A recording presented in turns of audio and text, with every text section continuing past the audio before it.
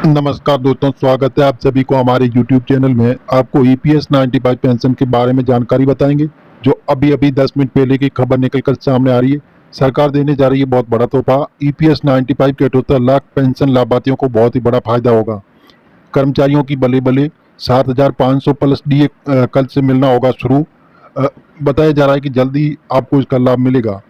कर्मचारियों को बहुत ही अच्छा फायदा मिलेगा।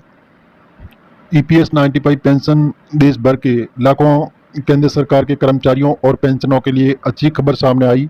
सरकार ने महंगाई भत्ते डीए में 4% की बढ़ोतरी की मंजूरी दी, जिसमें कुल जैसे डीए बढ़ाकर 50% तक पहुंच गया। ये बढ़ोतरी 1 जुलाई 2025 से प्रभावी मानी जा रही है और इसका भुगतान अगस्त माह से शुरू होगा और इससे कर्मचारियों की सैलरी में लगभग 7,500 रुपये तक की सीधी बढ़ोतरी हो सकती है, जो उनके ग्रेड पे हो बेसिक पे के अनुसार अलग अलग होगी। सरकार इस घोषणा से न केवल मौजूदा कर्मियों और बल्कि रिटायर्ड पेंशनों को भी बड़ा लाभ मिलेगा। ईपीएस 95 पेंशन को राहत। ईपीएस 95 योजना के तहत आने वाले पेंशन के लिए भी एक महत्वपूर्ण निर्णय लिया गया है। सरकार द्वारा इस बार ईपीएस 95 पेंशन की न्यूनतम पेंशन में संशोधन पर विचार किया जा रहा है। पेंशन की लंबे समय से मांग रही है कि न्यूनतम मासिक पेंशन को बढ़ाकर कम से कम 7,500 रुपये किया जाए। सूत्रों की माने तो इस पर कैबिनेट स्तर पर मंथन चल रहा है और जल्द ही कोई बड़ा फैसला लिया जा सकता है। देश भर में करीब 65 लाख पेंशन को सीधा लाभ मिलेगा, जो सालों से इस योजना के तहत न्यूनतम राशि पर निर्भर है। डीए में 4% की बढ़ोतरी के बाद कर्मचारियों की सैलरी में साफ साफ फर्क दिखने को मिलेगा। अगर किसी कर्मचारी की मूल सैलरी 35,000 रुपये है तो उसमें अब डीए के रूप में लगभग 17,500 रुपये मिलेंगे, जो पहले के भुगतान 1,400 रुपये ज़्यादा होंगे। और उच्च ग्रेड पे जैसे वाले अधिकारियों को ये बढ़ोतरी अधिक लाभ पहुंचाएगी। इसके साथ ही पेंशन की मासिक पेंशन में भी समायोजन किया जाएगा, जिससे उन्हें ज़्यादा पेंशन मिलेगी।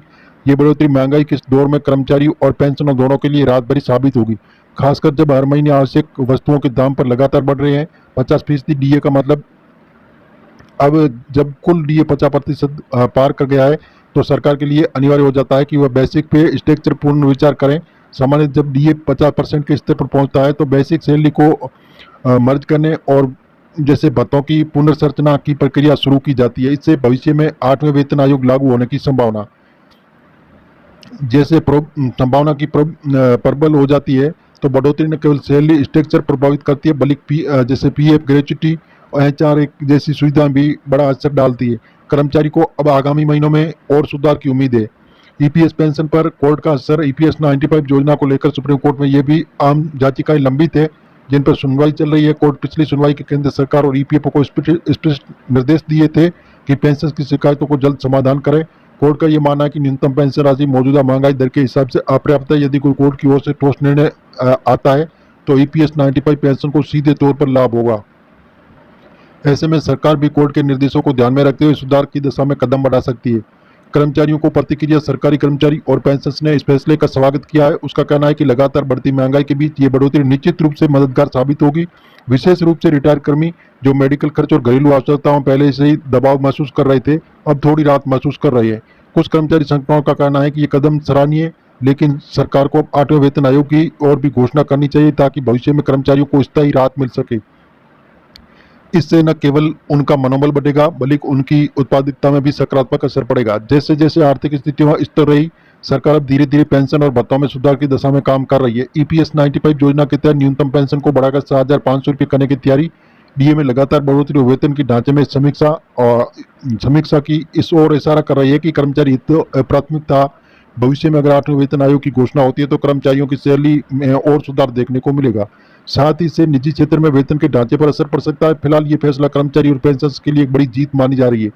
ये लेख सामान्य जानकारी प्रदान करने के उद्देश्य से लिखा गया है। इसमें दी गई जानकारी सार्वजनिक रिपोर्ट, न्यूज स्रोतों पर संभावित सरकारी फैसलों पर आधारित है। वास्तविक स्थिति सरकारी अधिसूचना और कानून निर्णयों के अनुसार बदल सकती है। ये लेख किसी भी प्रकार की वित्तीय, कानूनी, आधिकारिक सलाह का दावा नहीं किया गया है। किसी भी प्रकार का निर्णय लेने से पहले संबंधित विभाग ईपीएफओ से अधिकृत से पुष्टि अवश्य करें। लेखक जानकारी पूर्ण सटीकता और ताजगी की जिम्मेदारी नहीं लेते हैं। ये एक समाचारात्मक प्रस्तुति है, न केवल आधिकारिक बयान।